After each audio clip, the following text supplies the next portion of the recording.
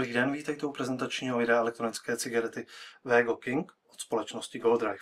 V následujících minutách si ukážeme, jak elektronická cigareta vypadá, jak si elektronickou cigaretu sestavit a pak, jak ji použít. Tak jo, jdeme na to.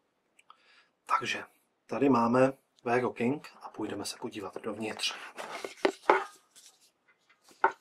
Po otevření vidíme, že uvnitř jsou již dvě baterie, každá o kapacitě 900 mAh, jsou vybaveny ochranným prvkem na tlačítko, aby nedošlo k nechtěnému sepnutí, takže pokud si je dáte někam do kapsy nebo něco, tak toto opatříte tou krytkou a už si náhodně nesepnete tu baterku. Dále vidíme dva předplněné tanky a na druhé baterce je již nasazen takzvaný tankový atomizér.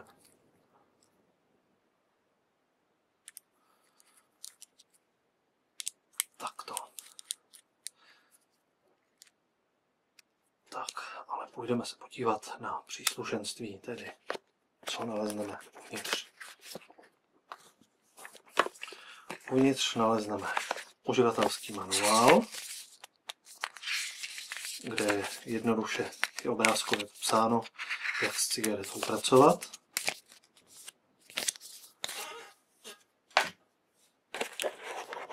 A zde je krabička s příslušenstvím. Uvnitř nalezneme přechodku do 220,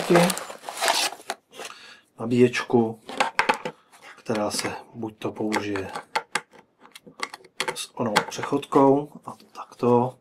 Sem se pak našroubuje baterie v případě, že je prázdná. Toto se použije do zásuvky, nebo můžete použít kterýkoliv výstup na USB, na počítači, notebooku nebo na jakémkoliv příslušenství, co vám toto umožní. Dále nalezneme přívěšek. Díky tomuto můžete pohodlně nosit elektronickou cigaretu Vego King na krku. Hnedka vám ukážu jak. Tak to odšroubujete atomizér. Tuto část nasadíte takto a atomizér našroubujete zpět. Tento okamžik cigaretka takto drží. Takže to by bylo k přívěšku.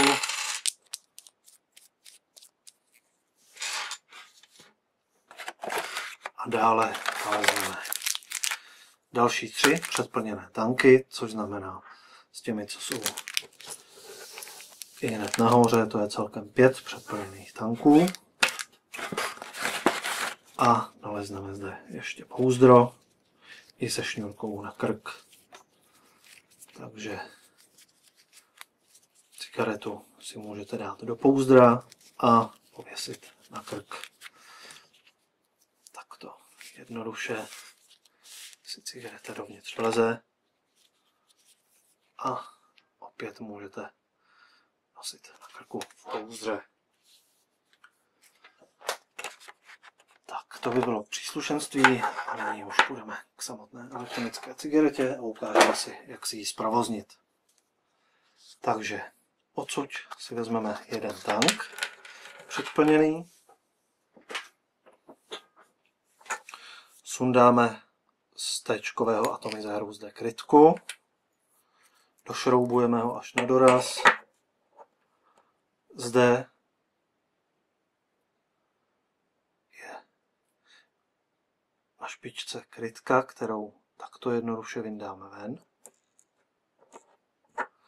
a nasadíme z vrchu do atomizéru.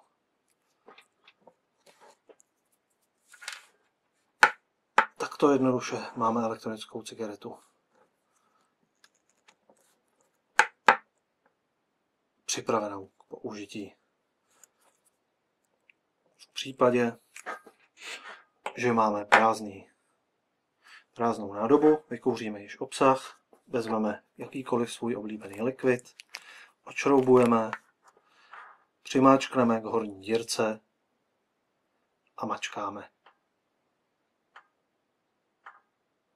Tím se nám tank naplní.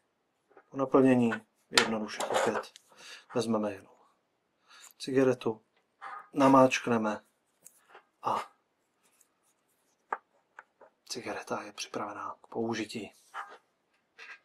Tak jo, tady jsme u elektronické cigarety Vego King.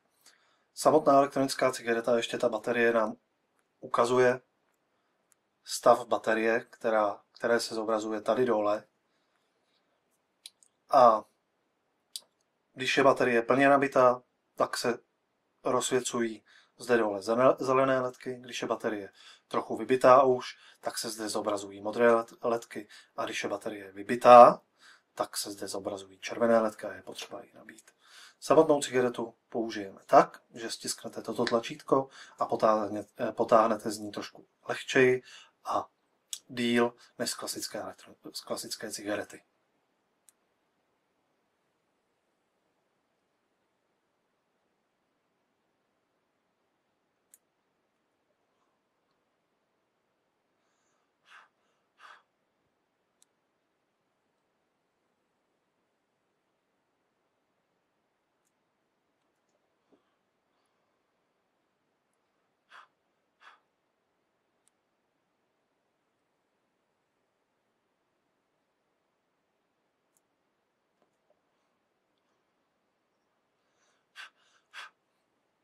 To by bylo k tomuto prezentačnímu videu vše a u dalšího videa opět nashledanou.